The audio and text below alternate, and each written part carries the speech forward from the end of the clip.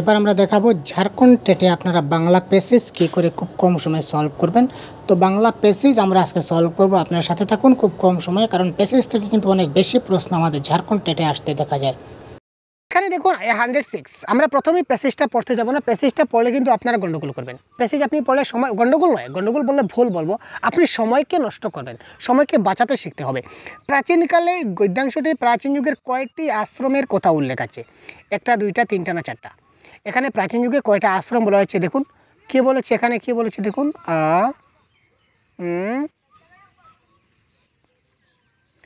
প্রথম হলো ছাত্র অবস্থা, যার সঙ্গে সেদিনের ব্রহ্মচর্য আশ্রমের তুলনা করা হয়েছিল। অর্থাৎ কি, ব্রহ্মচর্য একটা আশ্রমের নাম।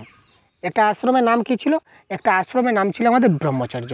ঠিক আছে, তারপর দেখুন আবার বলেছে দ্বিতীয় পর্ব সংসার কর্মজীবন, এই জীবনের।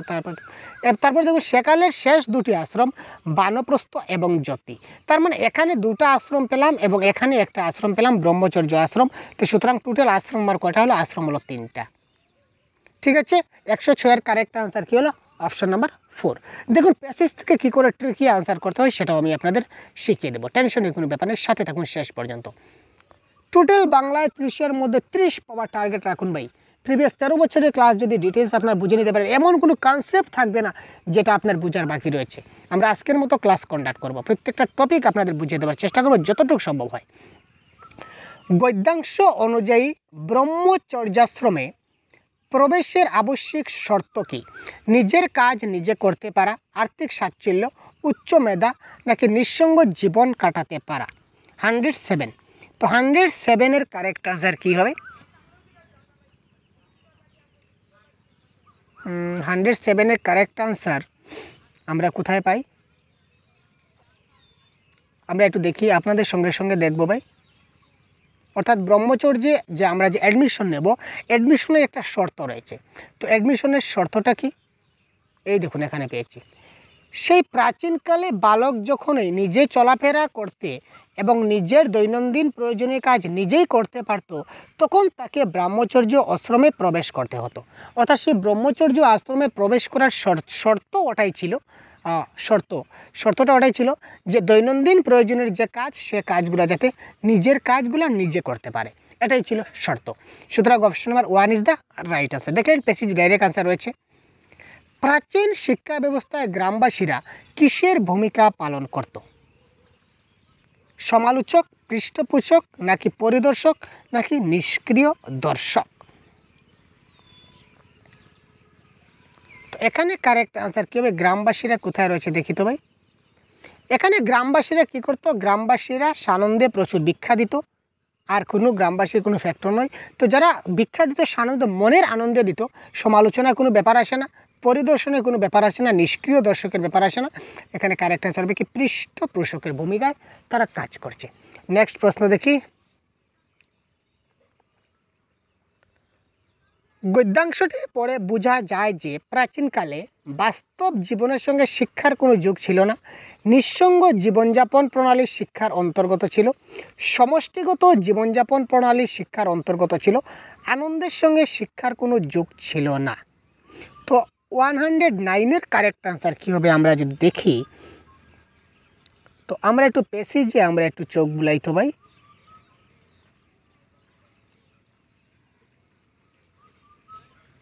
এখানে কী দিয়েছে দেখুন, শিক্ষার্থী ব্রহ্মচারী গুরুদেবের পরিবারের একজন সদস্য হয়ে যেতেন।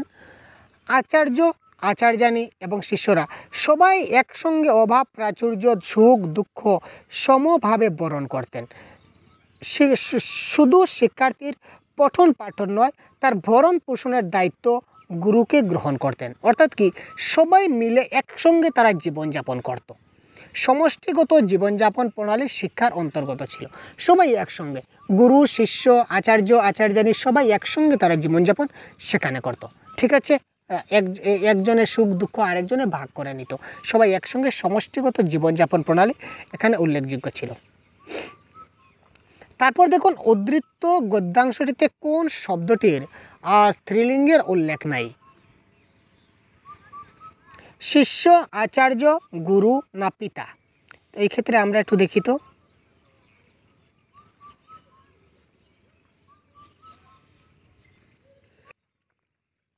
এখানে দেখুন আচার্যের কিন্তু পেয়ে গেলাম, কি পেলাম? আচার্যানি, তার কিন্তু স্ত্রীলিঙ্গ রয়েছে, তাই না? পিতা, পিতার আমরা কি পেয়ে গেলাম? মাতা পেয়ে গেলাম, ঠিক আছে। তারপর আর কে রয়েছে ভাই? গুরু।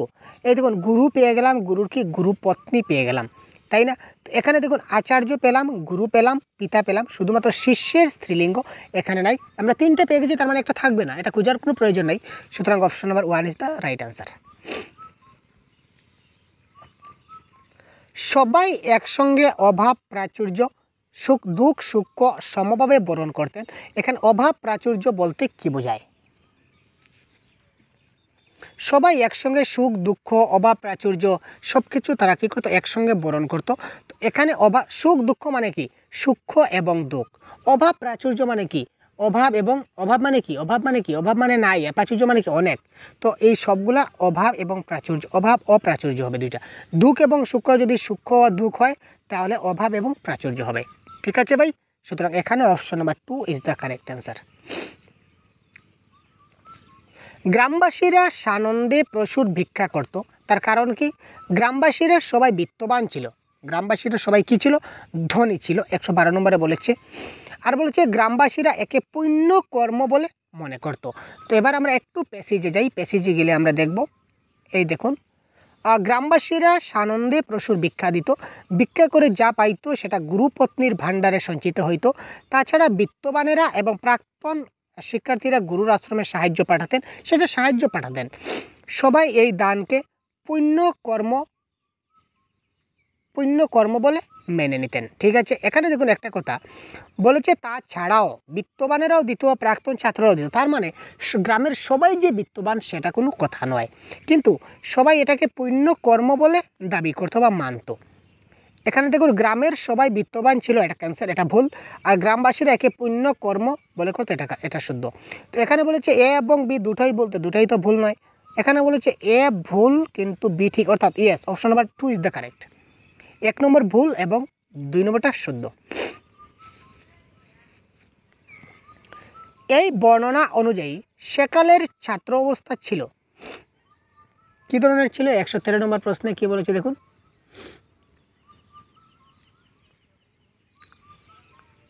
সবাই একসঙ্গে বিন্দাস জীবনযাপন করত, কোনো টেনশনের ব্যাপার ছিল না। গুরু সব শিষ্যদের শিখাবার ভার নিতেন, খাওয়া পরসার ভার নিতেন। তারপর শিষ্যরাও কিছুটা ভিক্ষা করে এনে গুরুপত্নীরে দিত, অর্থাৎ কি সহজ সরল ছিল, ঠিক আছে। তারপর ব্যাকরণের একটি প্রশ্ন দেখি, নিম্নলিখিত কোন পদটি কর্ম তৎপুরুষ সমাসের দৃষ্টান্ত? এটা কারেক্ট আনসার কি? তাড়াতাড়ি কমেন্ট বক্সে জানান তো। কর্ম তৎপুরুষ সমাসের উদাহরণ কোনটি? কোয়েশ্চন নম্বর 111-4। এটা কারেক্ট আনসার হবে কি? শিক্ষা গ্রহণ, মানে শিক্ষাকে গ্রহণ, এটা হবে কারেক্ট আনসার। তারপর দেখি 115। তো 115-এ যাওয়ার আগে আমরা একটা কবিতা পেয়ে গেলাম, কবিতাটা আমরা একটু পরে দেখব। আগে দেখি কি কবিতার মূল বিষয়বস্তুর বর্ণনা কি? বর্তমান সময়ে এক গৌরবজনক প্রবণতা, বর্তমান সময়ে এক বিস্ময়কর প্রবণতা, বর্তমান সময়ে এক হাস্যকর প্রবণতা, নাকি বর্তমান সময়ে এক বিপজ্জনক প্রবণতা? তো একটু আমরা কবিতায় গিয়ে একটু ক্লু দেখি। তো দেখুন কী ছিল, নিজের ঘর, নিজের খাবারের থালা, নিজের ওয়ার্ডার, নিজের গাড়ি, সব কিছু বুকে ধরে আগলে রাখতে রাখতে সব শেষ হয়ে যাচ্ছে, কোনোই পর্যন্ত শেষ হয়ে যাচ্ছে। ছোটো থেকে বড় সব কিছু আমার কী হচ্ছে? শেষ হয়ে যাচ্ছে, নিঃশেষ হয়ে যাচ্ছে। আমাদের কারো হাত নাই, বাহু নাই, কারো হাতের আঙ্গুল নাই, কোনোই থেকে সব বাদ, অর্থাৎ সব কিছু কী হয়ে গেছে? শেষ হয়ে যাচ্ছে, নিঃশেষ হয়ে যাচ্ছে, সব নিঃশেষ হয়ে যাচ্ছে। তো নিঃশেষ হয়ে যাচ্ছে এখানে কি, অর্থাৎ এখানে কি দেখা দিচ্ছে ভাই? এখানে একটা বিপজ্জনক পরিস্থিতি দেখা দিচ্ছে, যে সব যদি শেষ হয়ে যায় তাহলে কি হবে? বিপদ হবে। 116। আচ্ছা, ভাষার কথা থাক, এখানে ভাষার কথা থাক বলতে কবি কি বোঝাতে চাইছেন? ভাষাগত পাণ্ডিত্যের কথা, ভাষাগত অভিন্নতা, নাকি ভাষাগত ভিন্নতা, নাকি ভাষাগত মাধুর্য? তো এটা জানার জন্য আমাদেরকে একটু জাস্ট প্যাসেজে যেতে হবে। প্যাসেজে গেলে আমরা একটু দেখে নেব। আরে ভাই রুক যা, ভাষার কথা থাক, এসব ভাবের কথা বলি, হাজার রকমের ভাষা, অর্থাৎ কি এখানে কি রয়েছে? হাজার রকমের ভাষা রয়েছে, ভাষাগত বিভিন্নতা রয়েছে, ঠিক আছে। ভাষাগত বিভিন্নতা, ভাষার কথা থাক, এসব ভাবের কথা বলি। হাজার রকমের কথা, হাজার রকমের ভাষা, এখানে ভাষাটা অনেক রকমের ভাষা আছে, তার মানে কি ভাষাগত বিভিন্নতার কথা তিনি বলেছেন। তো ভাষাগত বিভিন্নতা কোথায় রয়েছে দেখি, এই দেখুন ভাষাগত বিভিন্নতার কথা থাক, সুতরাং option number 3 is the right answer. আশা করি বুঝতে পারছেন। তারপর দেখুন, পৈতে এবং তসবি শব্দ দুটি কিসের দোহনা বহন করছে? ধর্মাচারগত চমৎকারিত্ব, নাকি ধর্মচারগতিত পার্থক্য, নাকি ধর্মাচারগতিত ঐক্যের, নাকি ধর্মাচারগত পবিত্রতার? এই ক্ষেত্রে 117-এর কারেক্ট আনসার কী হবে? এখানে একটু প্যাসেজে যাই, এই দেখুন কি বলে, আমি পৈতি দেখালাম তুমি তসবি দেখালে, আমি ত্রিশূল দেখালাম তুমি চাপাতি দেখালে। অর্থাৎ কি, এখানে দুটি ধর্মের কথা বলা হয়েছে। একটি ধর্মে যদি পৈতাকে গুরুত্ব দেওয়া হয়, তো আরেকটি ধর্মে তসবিকে গুরুত্ব দেওয়া হয়। সেম জিনিস কিন্তু তার নাম আলাদা ধর্মগত দিক দিয়ে, তাই না? তো সুতরাং এখানে এই ক্ষেত্রে কারেক্ট আনসার আমাদের কী হয়ে যাবে?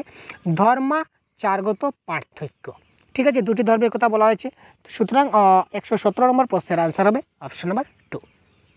তারপর দেখি, আমি ত্রিশূল দেখালাম তুমি চাপাতি দেখালে, এখানে উভয়ই দেখানোর যে এখানে আমরা উভয়ই দেখালাম, উভয়ই কী দেখালাম? এটা কারেক্ট অ্যান্সার হবে ধর্মীয় অসহিষ্ণুতা। ঠিক আছে, ধর্মীয় যেটা অসহিষ্ণুতা যেটা ভাব, এটা এখানে চলে আসছে।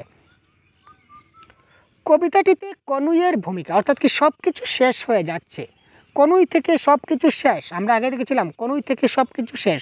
তো কনুইয়ের ভূমিকা কি? পারস্পরিক বিচ্ছিন্নতা সৃষ্টিকারী। ইয়েস, 100% বিচ্ছিন্নতা সৃষ্টিকারী, অর্থাৎ কনুই থেকে সব কিছু শেষ হয়ে যাচ্ছে, তো তার মানে এখানে কি হচ্ছে? বিশৃঙ্খলা সৃষ্টি করছে। তারপর দেখি লাস্ট কোয়েশ্চন যেটা আজকের ক্লাসের, ভুলভুলাইয়া শব্দের অর্থ কী? এটা বলুন তো ভাই, ভুলভুলাইয়া শব্দের অর্থ কী? কোয়েশ্চন নাম্বার 120, গোলকধাম, ভুল পথ, নাকি কাঁচা রাস্তা, নাকি গোলক ধাঁধা? এই ক্ষেত্রে কারেক্ট আনসার কী হবে?